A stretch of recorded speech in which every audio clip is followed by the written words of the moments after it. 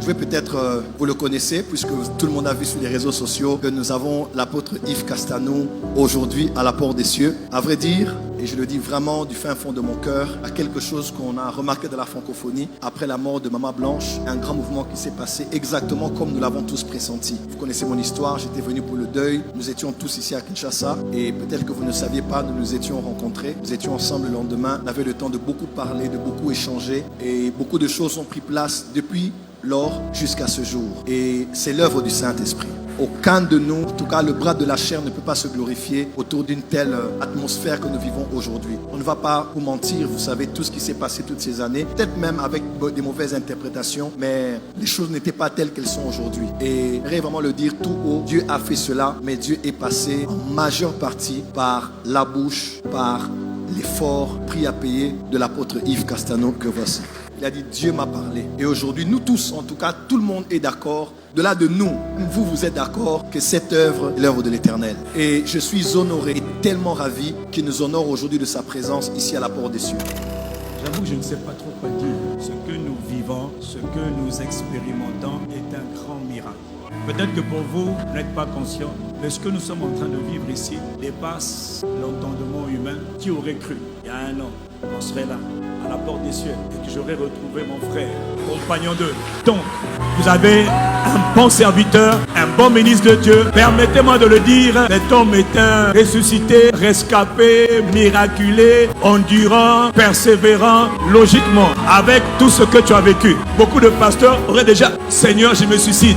Mais il a tenu, il a persévéré. Vous n'avez pas idée du nombre d'appels, du nombre de gens qui m'ont appelé pour me dire, mais ne va pas là-bas, ne va pas là-bas, ne va pas là-bas. J'ai dit, Dieu m'a parlé en début mai 2024. Et le Seigneur me parle de JFT. Le Seigneur a commencé à me parler par rapport à nous, par rapport aux positions que nous avons prises, par rapport aux conflits que nous avions. Dieu m'a parlé, Dieu m'a parlé.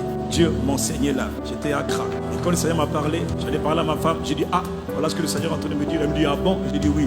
J'ai dit, bébé, le temps vient. Il faut qu'on se réconcilie. Parce que Satan a blagué beaucoup avec nous. Il nous a fait du mal. Il lui a fait du mal. Il a fait du mal au corps de Christ. Maintenant, ça doit s'arrêter. Donc, je l'honore. Parce que honnêtement, il a persévéré. Là où beaucoup d'autres auraient pu abandonner, lui, il a tenu. Dieu l'a taillé. Dieu l'a brisé. Dieu l'a écrasé. Dieu l'a humilié. Mais quand tu passes par ces choses, ça veut dire que la gloire à venir. Vous devez apprécier et honorer la grâce que vous avez dans cette maison. Croyez-moi. Les amis, comment on en est arrivé après la mort de Maman Blanche à cette réconciliation formidable, merveilleuse? Je vais vous dire la vérité. Dans l'ombre, il y a des gens qu'on ne connaît pas. Et depuis des années, se tiennent devant le trône de la grâce. Père, arrête cette affaire. Ne permets pas que ça dure. Père, intervient. Réunis-les. Réunis-les. Brise la puissance des querelles, des divisions, l'incompréhension.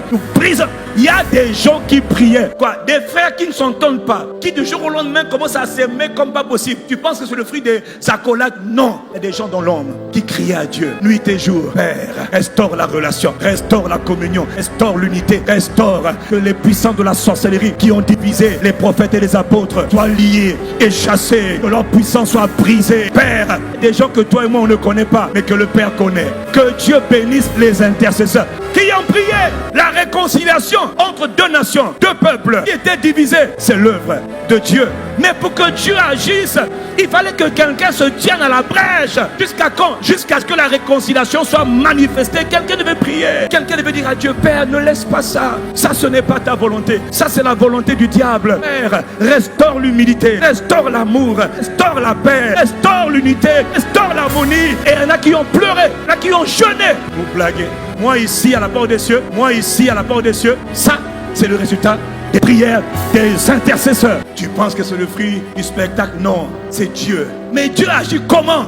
Dieu ne peut rien faire s'il n'y a pas un homme qui prie. Qui ne prie? Seigneur, je demande un enfant. Ça fait longtemps que ça dure. Oublie ça. Le problème de Dieu, c'est le manque d'intercesseurs. Tout le monde est occupé à aller à l'église, mais peu sont occupés à prier ou partager les fardeaux de Dieu.